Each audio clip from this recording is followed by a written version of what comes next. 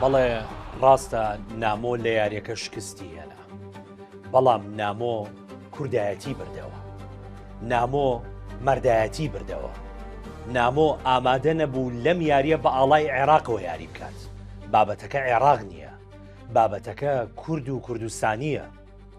گوتی من کوردم و نەوەی سەلاحەدینم، بۆیە ئاڵای کوردستان نەبێت ئامادە نیم ئاڵای یەک وڵاتی دیکە لەگەڵ ناوی مندا بدرێت. Namo Fazil with a spectacular submission win.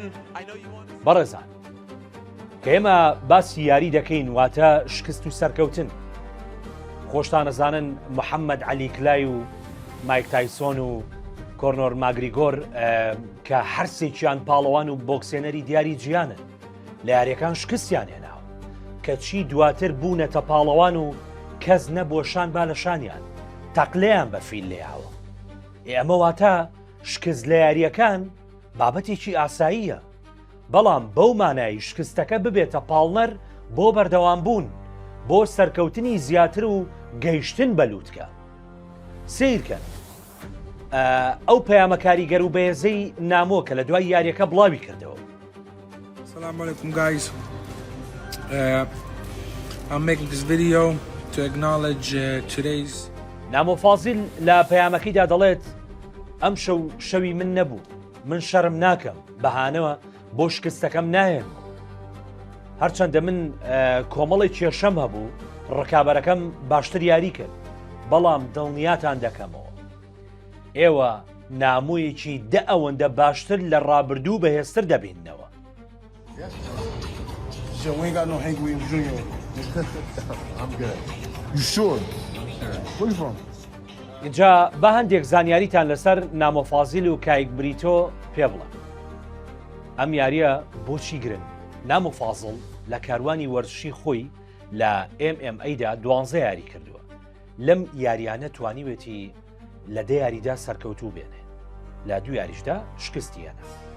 جا سێری زیرەکی نامۆ بکە. نامۆ لە 4 یاریدا بە لێدانی کوشندە سەرکەوتوو بووە، دوو یاری بە خۆبەدەستەوەدانی ڕکابەرەکەی سەرکەوتوو بووە، 4 یاریشی بە بڕیاری دادوەر سەرکەوتنی بەدەستێنا.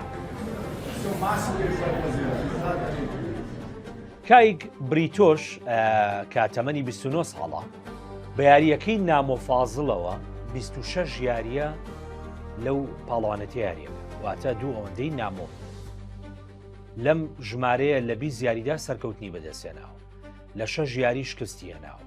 اینجا ئەوە بزانن نامۆ یەکەم جارە لەم قۆناغەی MMA یاری بکات، بەڵام کایک بریتۆ دووەم جارێتی یاری دەکات. یاریەکە بۆچی گرنگ بوو؟ هەر کام لەم یاری زانانە سەرکەوتنی بەدەستێنابایە ڕێکەوتنی لەگەڵ زۆرانبازی UFC واژۆ دەکرد. بابەتەکە ئەوە بوو.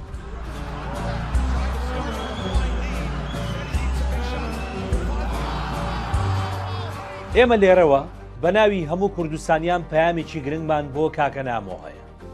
نامۆ گیان برای شیرینم، ئێمە شانازیت پێوەهاکەین، تۆ نەدۆڕاوی، تۆ پێش یاریەکە سەرکەوتی کاتێک ئامادە نەبووی پشت لە ئاڵای کوردستان بکەی، بۆیە تکایە بەردەوام بە.